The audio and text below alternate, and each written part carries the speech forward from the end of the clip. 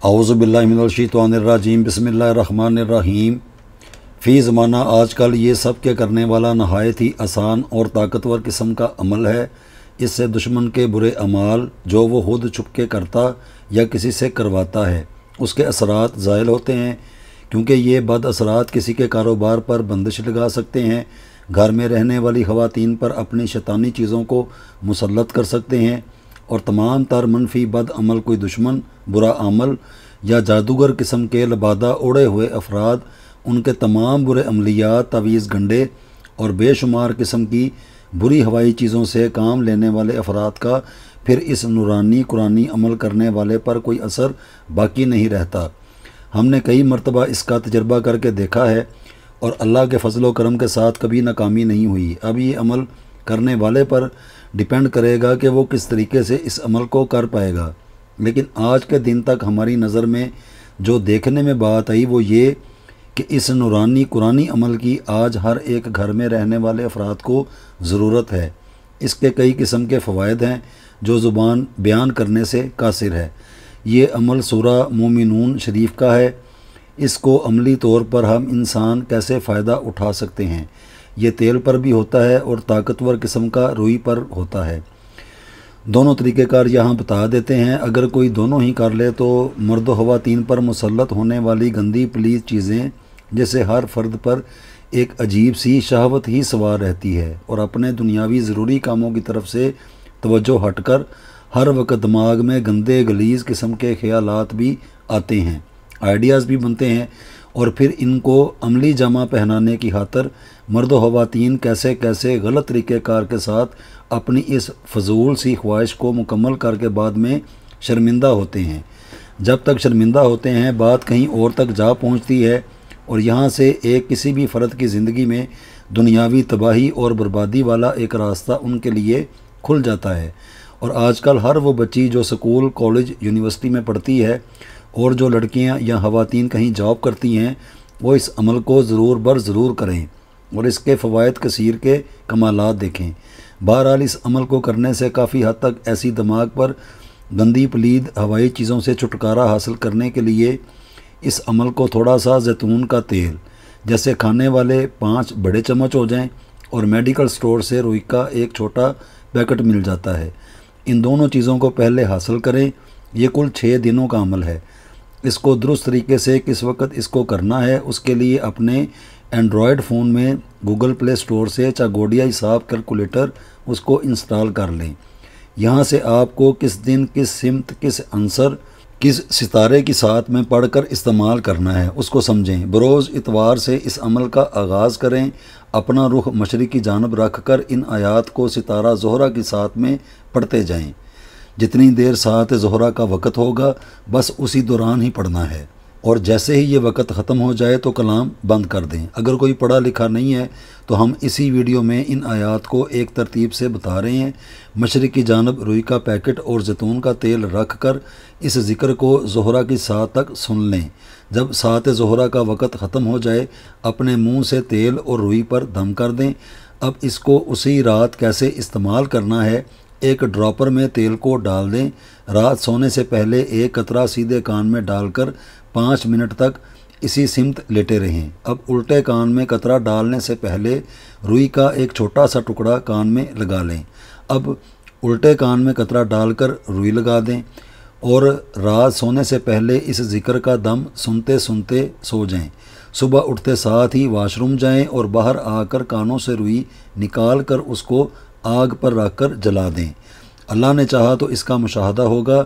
इस दौरान अगर मज़ीद इस ज़िक्र को सुना जा सके मोबाइल के साथ हैंड फ्री लगा कर तो जितना मर्ज़ी ज़िक्र सुने, और आहर में अगर पीने वाला पानी दरकार हो तो उस पर 3 फूंक मार कर उस पानी को भी पी लें, और अपने गिरेबान पर भी खुद फूंक लिया करें। इस अमल को 3, 7 या 11 दिनों तक मुतवातर करके देखें, और जो छुपे हुए गलत किस्म के अफराद ज़िंदगी में आ चुके होंगे उनका बातन छुपी हुई चीज़ें ज़हर बनकर ज़ाहिर होता जाएगा, और इस अमल को करने वाला नहायत सुकून और आराम महसूस करेगा, जैसा अल्लाह सुब्हानो तआला चाहे।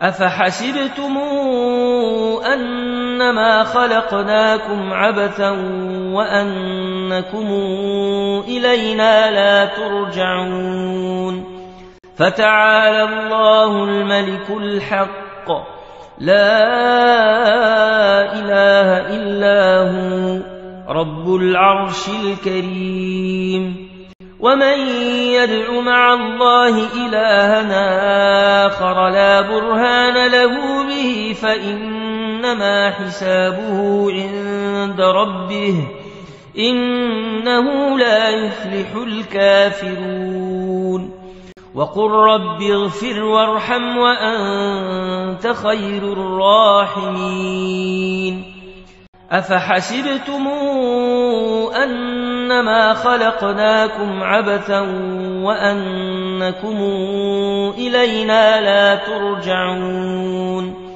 فتعالى الله الملك الحق لا إله إلا هو رب العرش الكريم ومن يدع مع الله إلها آخر لا برهان له به فإنما حسابه عند ربه إنه لا يفلح الكافرون وقل رب اغفر وارحم وأنت خير الراحمين أفحسبتم أنما خلقناكم عبثا وأنكم إلينا لا ترجعون فتعالى الله الملك الحق لا إله إلا هو رب العرش الكريم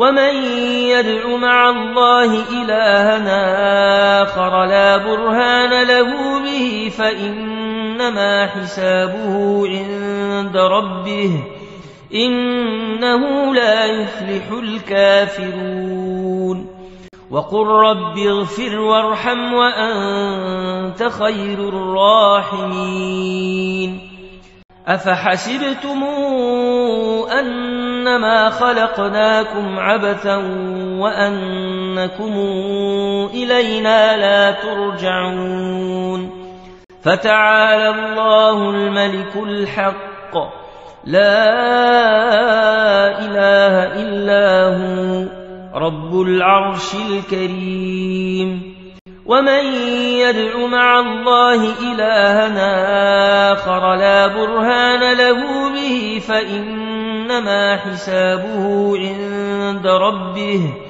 إنه لا يفلح الكافرون وقل رب اغفر وارحم وأنت خير الراحمين أفحسبتم أنما خلقناكم عبثا وأنكم إلينا لا ترجعون فتعالى الله الملك الحق لا إله إلا هو رب العرش الكريم ومن يدع مع الله إلها آخر لا برهان له به فإنما حسابه عند ربه إنه لا يفلح الكافرون وقل رب اغفر وارحم وأنت خير الراحمين